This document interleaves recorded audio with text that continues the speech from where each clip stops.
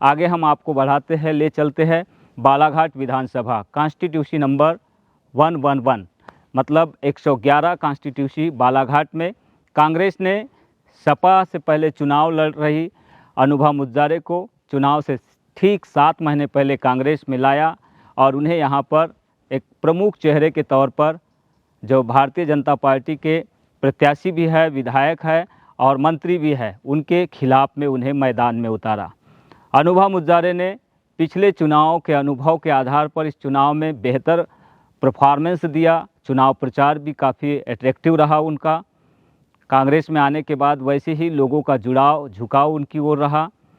तो हम कह सकते हैं कि यहाँ पर जो बालाघाट का ग्रामीण इलाका है, बालाघाट विधानसभा का शहर के निचले वाला इलाका, जिसमें बोदा, खैरी, कुम्हारी, भटेरा, आपका बघोली हो गया, अवलाझरी है और इन गाँव में भरवेली है, हीरापुर है, इन गाँव में जो 23,500 के समथिंग वोट पड़ा है, इसमें अनुभा मुद्जारे कम से कम हमारे फीडबैक में, हमारे आकलन में 7,500 से 8,000 की लीड लेते हुए नज़र आ रही है। शहर में करीब 49,000 के आसपास वोट पड़ा है।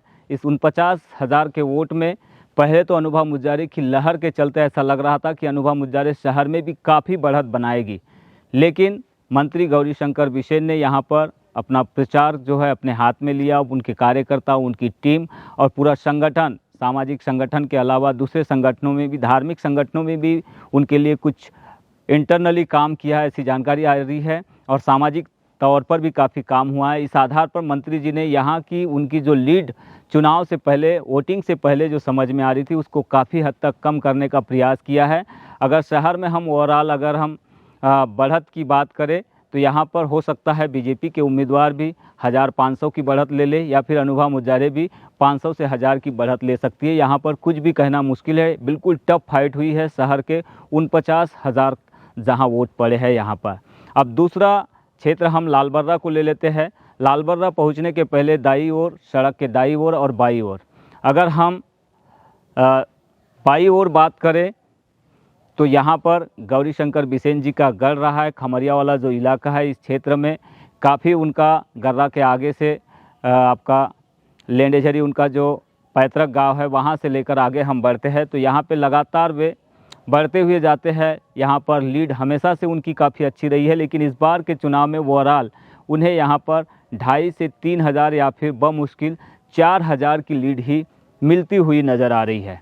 वैसे ही अगर हम दाई ओर बात करें, जो मोहगांव धपेरे वाला इलाका है, धपेरा वाला इलाका है, खामघाट खिर्री वाला इलाका है, बनगंगा नदी के किनारे वाला इलाका है, जामटोला तक अगर हम कहें, छिंदलई तक कहें, इस क्षेत्र में अनुभा मुद्जारे का भी जो परफॉर्मेंस है बिल्कुल पिछले चुनाव की से काफ़ी मजबूत रहा है और इसी मजबूती के चलते यहाँ पर भी अनुभा मुद्जारे कहीं न कहीं गौरीशंकर बिसेन से मामूली वोटों से अंतर के बढ़त में नज़र आ रही। तो ओवरऑल यहाँ पर जो बढ़त मिल रही है और शहर से, और जो शहर के निचले इलाके वाला बालाघाट का ग्रामीण इलाका है, यहाँ की बढ़त को अगर हम कैलकुलेट करें तो इस आधार पर यहाँ पर अनुभा मुद्जारे कम से कम 7 से 10,000 वोटों से विजय होते हुए नज़र आ रही है।